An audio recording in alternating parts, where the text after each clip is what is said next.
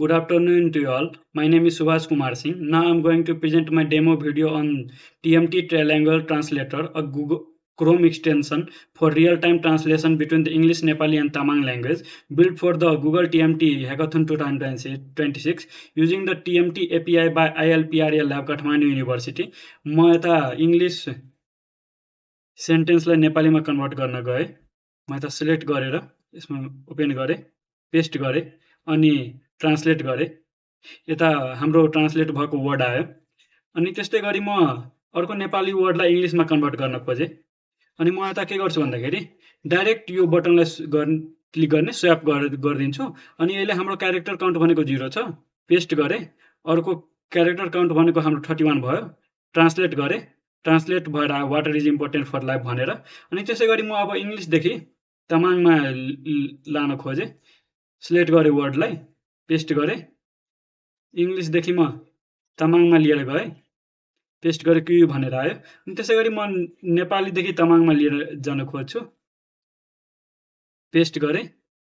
नेपालीदेखि म तामाङमा लिएर आएँ, ट्रान्सलेट गरेँ, डलामिनी रामिनी भनेर आयो। त्यसै गरी म अब तामाङदेखि म इङ्ग्लिसमा लिएर जान खोज्छु, पेस्ट गरेँ, चेन्ज गरेँ, इङ्ग्लिसमा लिएर गएँ अनि माई नेम इज राम भनेर आयो। अनि त्यस्तै गरी म अब यो ट्रान्सलेट भएको सेन्टेन्सलाई चाहे वर्डलाई कपी पनि गर्न सक्छु र टिएक्सटी फाइलमा एक्सपोर्ट पनि गर्न सक्छु। अब त्यसै गरी म अर्को राम्रो फिचर के देखाउन चाहे भन्दाखेरि जस्तै मेरो वेब पेज भनेको ओपन छ अनि अब यसलाई म फुल वेब पेजलाई नै ट्रान्सलेट गर्न खोजेँ भन्दाखेरि भनेपछि म यता इङ्ग्लिसदेखि म नेपालीमा ट्रान्सलेट गरिरहेको छु। ट्रान्सलेटमा क्लिक गरेँ,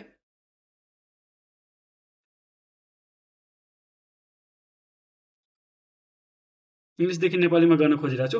हाम्रो यो इङ्ग्लिसदेखि नेपालीमा आइसकेको छ। अनि त्यसै गरी म अब अर्को के देखाउन चाहेँ भन्दाखेरि म यो च्याम्पियन्समा क्लिक गरेँ, ट्रान्सलेटमा क्लिक गरेँ, मेरो च्याम्पियन्समा च्याम्पियन्सहरू भनेर आयो।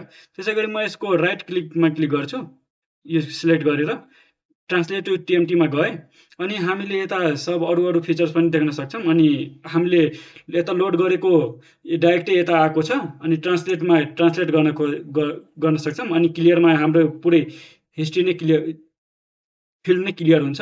अनि हामीले के अहिले हिस्ट्री बनाएको छौँ, सर्च गरेको छौँ भनेर आयो, ट्रान्सलेट गरेको छौँ भनेर आयो।